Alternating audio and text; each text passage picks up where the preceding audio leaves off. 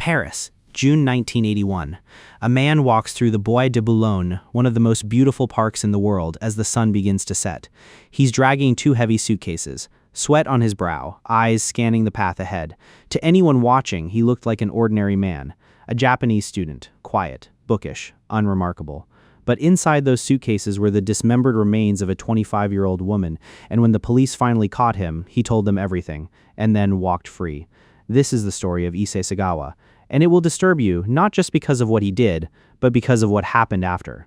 Issei Sagawa was born on April 26, 1949 in Kobe, Japan, to a wealthy and influential family. His father was a powerful businessman. His grandfather, an editor at one of Japan's most prestigious newspapers. From the outside, everything about Sagawa's life looked privileged, comfortable, stable. But from the moment he entered the world, something was different. He was born premature, so small, it was said he could fit in the palm of his father's hand. He developed a serious intestinal illness almost immediately. Doctors weren't sure he'd survive, and though he did, he spent much of his childhood physically frail, introverted, and deeply self-conscious. He grew up feeling like he didn't belong in his own body, small, weak, ugly by his own description. And somewhere in that fragile, anxious mind, something dark began to take root. He was in the first grade when he says he first felt it. Sitting in class, staring at a male classmate's thigh and feeling what he could only describe years later as a cannibalistic urge. He didn't understand it, he didn't tell anyone, he just buried it, but it didn't go away.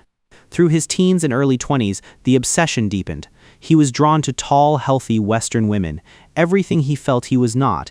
He described his desire to consume them as a wish to absorb their energy, their beauty, their strength. Most people would never act on a thought like that. Sagawa wasn't most people at age 24. While studying at Wako University in Tokyo, Sagawa followed a tall German woman home. He watched her. He waited.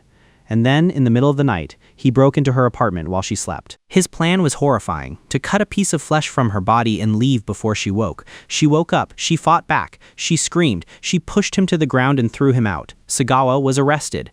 But he never told police what he had really intended to do. He was charged with attempted rape, a lesser crime, and the case was eventually settled through his family's connections and money.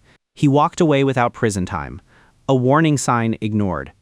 3 years later, in 1977, Sagawa moved to Paris to pursue a PhD in comparative literature at the Sorbonne.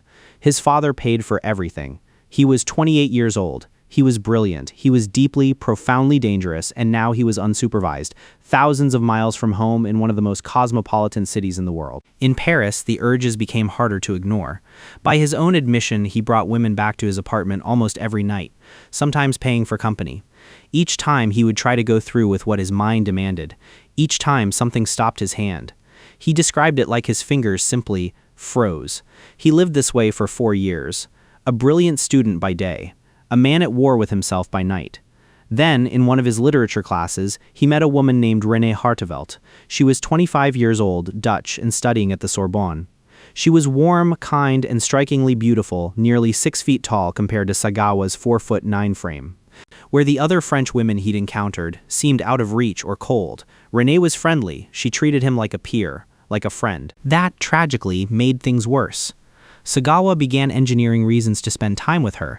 He told her he needed help translating German poetry. She agreed, happy to assist a classmate. He had already chosen her.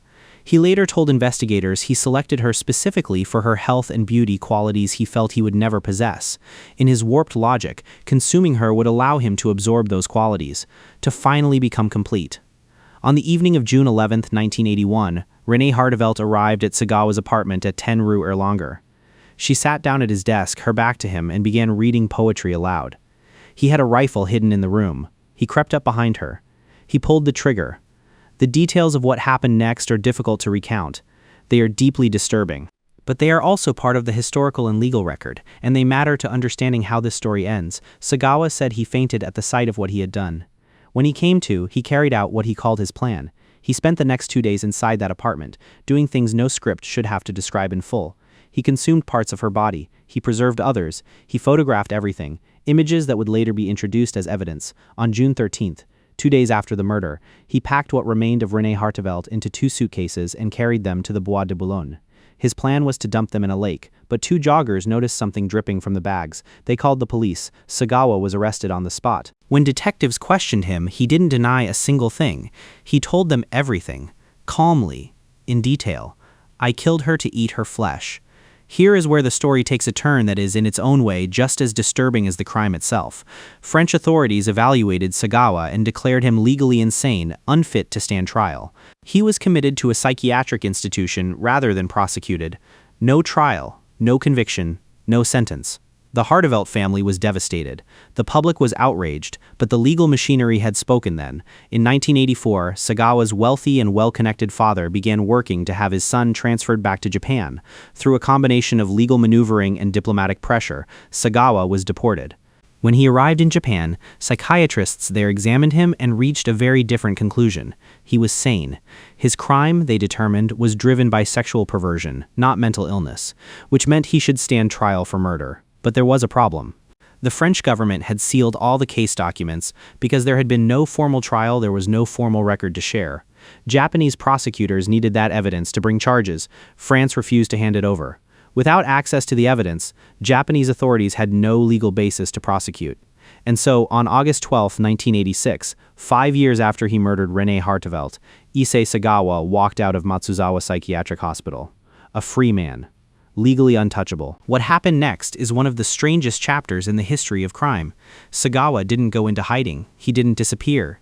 He became a celebrity. In Japan, where the story had been widely covered, a segment of the public was morbidly fascinated by him. He capitalized on every second of it. He wrote books, detailed accounts of his crime and his desires. He drew manga. He gave interviews. He appeared on television. He wrote restaurant criticism columns. He even appeared in pornographic films where he reenacted aspects of his crime. He published over 20 books across his lifetime. He sold nude paintings of women. He reviewed food for magazines. And when journalists asked him, in interview after interview, whether he had any remorse, he would answer in ways that revealed something profoundly broken. He said he still had fantasies, that he didn't consider himself a monster, just a man with a fetish, that his punishment was the notoriety itself, the burden of being famous for what he did. René Hartevelt's family had no such platform, no such voice, no payment for their loss. She was 25 years old. She had gone to a classmate's apartment to help him with poetry. In 2013, Sagawa suffered a severe stroke. It left him partially paralyzed and dependent on his younger brother for daily care.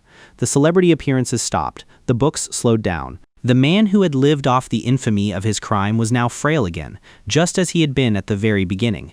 He died on November 24, 2022. He was 73 years old. The cause was pneumonia. He died in his brother's home. In his own bed, René Hartevelt died in a stranger's apartment at 25 because she was kind enough to help someone she trusted. She never got justice, her family never got closure, and the systems, French law, Japanese law, international jurisdiction, failed every single one of them. The Issei Sagawa case is studied in law schools and criminology programs around the world. Not because the crime itself was uniquely complex, but because of what it exposed. Loopholes between legal systems that allowed a confessed killer to go completely unpunished. A media culture that turned a cannibal into a curiosity. And a question that still doesn't have a clean answer. What do we owe the victims of crimes when the systems designed to protect them simply don't? René Hartevelt deserved better. She deserved justice. She deserved to be remembered as a person, not as a footnote in the story of the man who killed her. If this case means anything, let it mean that.